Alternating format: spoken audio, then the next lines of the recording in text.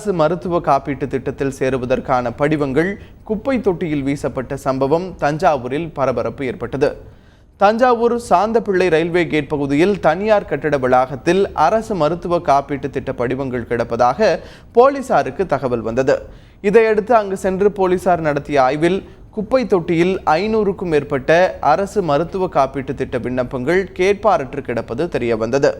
கிராம நிர்வாக அலுவலர்கள் கையொப்பத்துடன் பூர்த்தி செய்யப்பட்ட இந்த விண்ணப்பங்களை வீசி சென்றவர்கள் யார் என்பது குறித்து போலீசார் தீவிர விசாரணை மேற்கொண்டுள்ளனர். ஏழை மக்களின் பயன்பாட்டிற்கான அரசு திட்ட படிவங்களை அலட்சியமாக குப்பையில் வீசியவர்கள் மீது கடும் நடவடிக்கை எடுக்க வேண்டும் என்று அப்பகுதி மக்கள் கோரிக்கை விடுத்துள்ளனர். கிராம நிர்வாக அலுவலருடைய கையெழுத்தோட குப்பையில் கிடக்குங்க.